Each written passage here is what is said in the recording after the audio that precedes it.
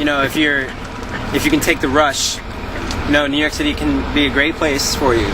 If not, if you can't keep up, just stay for a while, check out the lifestyle, and then go back to where you came from.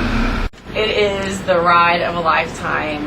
It's great for what it is. It's a place that you can sit in, have fun, enjoy your fleeting moments of life, those quick moments of life.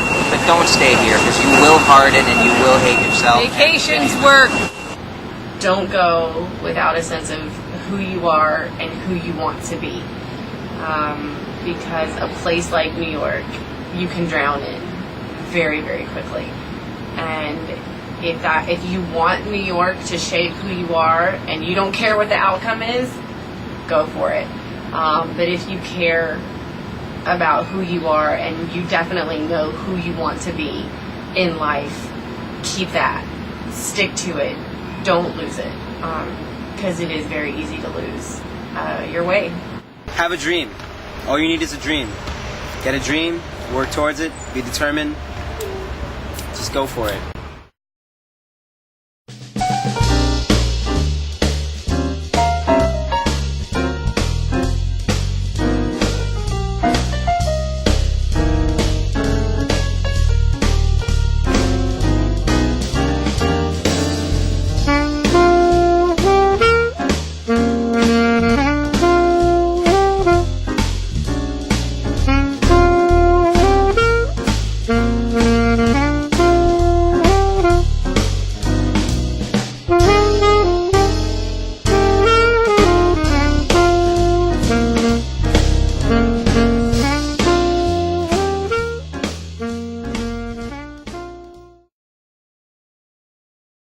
New York, home to 8 million people. I was 18, on my own, and ready to take a stab at success. I'd be lying if I told you I wasn't a little nervous. If I were to succeed, I knew I had to focus on the reason for moving in the first place, to become a real actor. For many years, I, like so many people, expected the city to be glamorous, lights always shining, and celebrities on every corner. The reality was, I had moved to a real place. Clearly, the New York I was eager to explore only existed in films. It's completely different. It has too much history that's not portrayed. You can see it in movies, you can see it in documentaries, but it's completely different living here. It's alive, it's vibrant, it's bubbling with all kinds of life, good and bad. One only has to live there a week to discover how true these statements are. Trying to understand New York is about as difficult as explaining the rush, fear, freedom, and excitement of jumping out of a plane. The only way to comprehend is to experience it. And if you let it, it can grow on you. This place can surprise you. I didn't think I would want to stay here more than a year. My original plan was to stay here a year, then move somewhere else, probably to Europe. And I never signed a lease. I always moved from place to place, got temporary housing, just so I wouldn't be tied down to living here. And now I want to stay. Not surprised. I found a place. I signed a lease. I have no plans to leave. When you move to the Big Apple, you find yourself gravitating towards one of two mindsets. Either you love it, or you hate it. I think the reason I loved it so much was because I had an easy transition. I didn't move to Manhattan initially. I moved to a quiet community in Queens, much like Woodland. So here we are waiting on a Long Island Railroad train, waiting to go to Kew Gardens. It's the first place I moved to when I moved to New York. Lived there for about a year with 5 roommates. I haven't been back since, and it will be interesting to see how much has changed or how much has stayed the same. In the 10 years since I lived there, I was happy to see that Kew Gardens remains one of those rare places in New York that has never changed.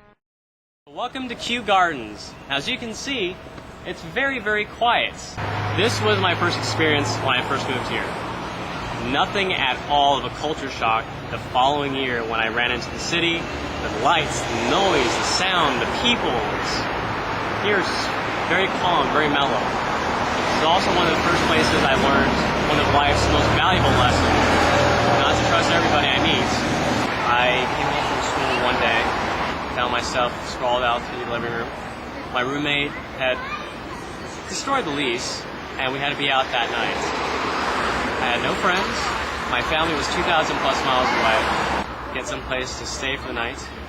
And, well, 10 years later, here I still am, surviving. And survival is a lesson you must learn. Otherwise, the city can eat you up and spit you out in a heartbeat. One of those places where you have to just, I'd say, like, survive. New York's one of those fast-paced towns where you find a way to survive, and as you're surviving, you try to find a way to thrive, and that's what's really hard about it.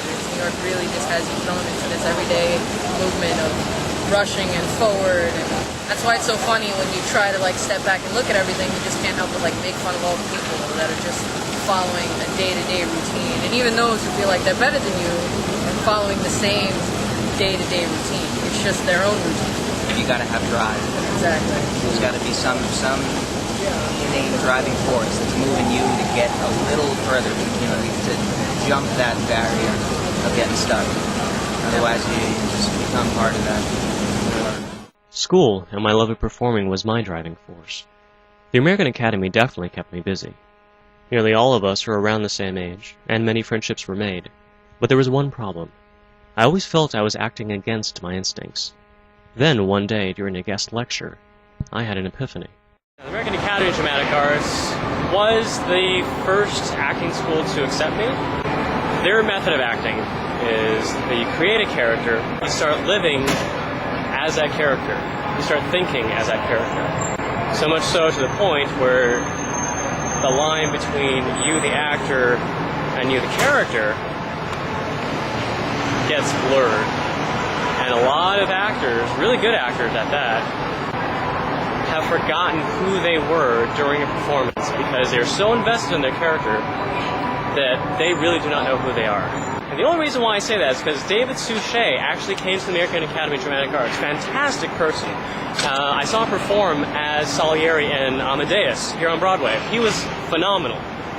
But the story he told us was, at the end of each night, his psychiatrist gave him a very extensive list of things to do immediately getting off stage. He had to say his name, give his birthday, all this looking in a mirror, say who his wife was, give the names of his children, where he's from, and so on and so forth, to remember who he was. That was a definitive moment for me that I realized not only am I not buying this method of acting, but I'm not a method actor. That first year in New York was enough to make anybody give up. I wasn't invited back to school, all the friends I made moved back home, and the terminated lease nearly left me homeless. After a few words of encouragement from my mother, I went back to my room, packed my stuff, and took it to the Atlantic Theater Company Acting School, the 2-year professional conservatory I enrolled in a few months earlier. I stayed with classmates for 3 weeks, then moved to an apartment in Manhattan. Despite my tiny room, I was very happy. I finally found a school I loved. I grew up a lot in those 2 years. Atlantic gave me the training and confidence the American Academy never could. As my final semester approached, I decided it was time to cut my hair. I graduated from Atlantic, and now it was time to put my training to use. By this point, I had been in the city for 3 years. It was home. I quickly discovered how different the city was for someone who lived here versus the tourists. To tourists, New York is like a mecca. Tourists from all over the world go to New York, and it's like a dream almost for so many people. It's the city of dreams for a lot of people. It's also a city of despair and a city of sorrow for a lot of others. So there's an interesting dichotomy all over New York, from Brooklyn to the Bronx to Lincoln Center to downtown business district, and then up in Harlem. It's just all different kinds of people. It is America. It's a melting pot. I mean, it's a city that's consistently changing and reforming itself. You could live in one part and it could be an ultra-violent part of New York, and that's all you could be exposed to.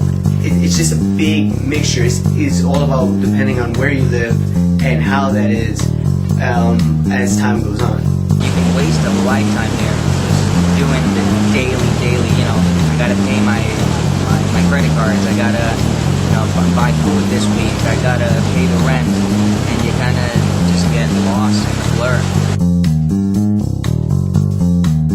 Love the ways to get around. Subway,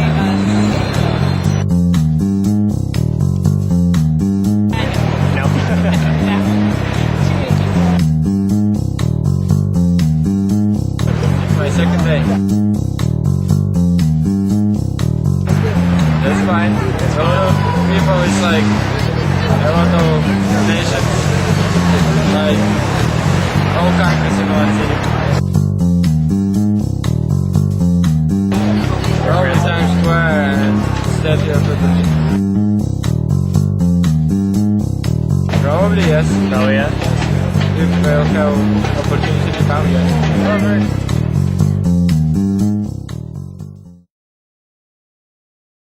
A teacher from Atlantic once told my class that we should focus on the things which are in our control rather than the things which are not.